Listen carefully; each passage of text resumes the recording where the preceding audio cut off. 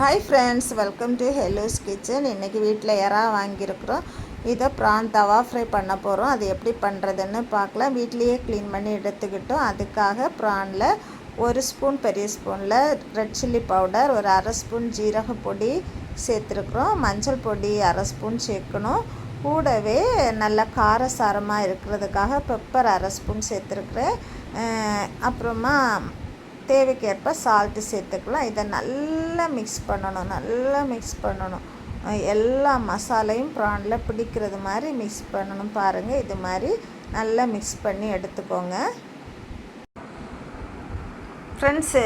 நல்லா மிக்ஸ் பண்ணிவிட்டு, ஆனால் ஒரே ஒரு விஷயம் ஃப்ரெண்ட்ஸு, இஞ்சி பூண்டு போட மறந்துட்டு, அதனால் அது இப்போ போடுறேன். நீங்கள் முதலே சேர்த்துக்கோங்க. இஞ்சி பூண்டு பேஸ்ட்டு முதலே சேர்த்து மிக்ஸ் பண்ணால் நல்லாயிருக்கும். இப்போ நான் இதில் சேர்த்துறேன். ஒரு ஸ்பூன் இஞ்சி பூண்டு பேஸ்ட்டு போட்டிருக்கிறேன். நீங்களும் இஞ்சி பூண்டு பேஸ்ட்டு முதல்ல போட்டு மிக்ஸ் பண்ணுங்கள். இப்போ நான் திரும்பியும் இதை மிக்ஸ் பண்ணி வைக்க போகிறேன். நல்லா மிக்ஸ் பண்ணிவிட்டு ஒரு 1 ஹவர் மேக்னேட் பண்ண வச்சுக்கோங்க.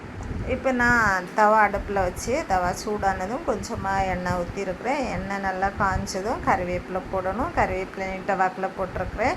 இதுவும் நல்லா கொஞ்சம் பொரிஞ்சு வந்த உடனே நம்ம மிக்ஸ் பண்ணி வச்சுருக்கிற ப்ரானை வரிசையாக எடுத்து வச்சிட வேண்டியதுதான். அடுப்பை சிம்லேயே வச்சுருங்க, ஹை ஃப்ளேமில் வேண்டாம்.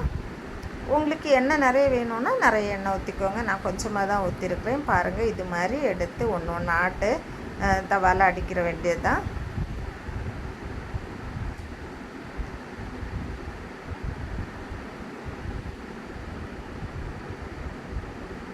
இது கொஞ்சம் பெரிய சைஸ் தான். இறா சில நேரம் சின்னது கிடைக்கும். அப்போ நம்ம மிக்ஸ் பண்ணி அப்படியே போட்டு பரத்தி வச்சிடலாம். இது கொஞ்சம் பெருசு, பார்த்திங்களா, உள்ளெல்லாம் வேகணும் இல்லையா, அதனால நான் ஒன்றா அடுக்கி வைக்கிறேன். இப்போ ஒரு சைடு வந்ததும் மறைச்சி போட்டாச்சு. பாருங்கள், கொஞ்சம் கலர் மாதிரி வெந்திருக்கு. நம்ம ஒவ்வொரு தடவையும் கொஞ்சம் கொஞ்சமாக மறைச்சி போட்டு வேக வச்சு எடுத்துடலாம். 2 தடவை மறைச்சி போட்டோம்னாலே நல்லா வெந்து கிடச்சிரும். அதே மாதிரி ப்ரான் ரொம்ப நேரம் வைக்கக்கூடாது, கொஞ்சம் ஹார்ட் ஆயிரும். சாஃப்டாக எடுக்கணும்னா சீக்கிரமே எடுத்துடணும், வெந்த உடனே எடுத்துடணும். ரொம்ப முருவ விட்டோன்னா கொஞ்சம் ஹார்ட் ஆயிரும். சாஃப்டாக எடுத்தால் ரொம்ப டேஸ்ட்டாக இருக்கும். பாருங்கள்,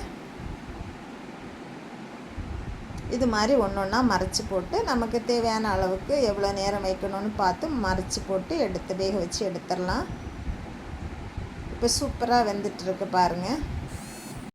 கொஞ்சம் கொஞ்சமாக மறைச்சி போட்டு வேக வச்சு எடுக்க வேண்டியதுதான். பாருங்கள், இப்போ ஆல்மோஸ்ட்டு 2 சைடுமே வெந்து வருது.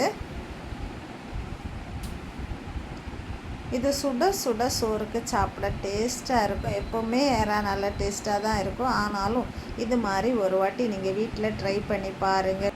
ரொம்ப ஃப்ரை பண்ணாமல் இது மாதிரி கொஞ்சம் சாஃப்டாக எடுத்திங்கன்னா நல்லாயிருக்கும் சாப்பிட்றதுக்கு.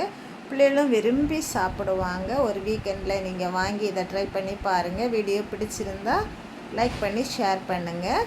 இது வரைக்கும் ஃப்ரெண்ட்ஸ் இந்த சேனலை சப்ஸ்கிரைப் பண்ணலைன்னா ப்ளீஸ் சப்ஸ்கிரைப் பண்ணி இந்த புது சேனலுக்கு உங்கள் சப்போர்ட்டை தாங்க. நம்மளுடைய சொந்தம் தொடர சேனலை ஃபாலோ பண்ணுங்கள். தேங்க்யூ, பாய்.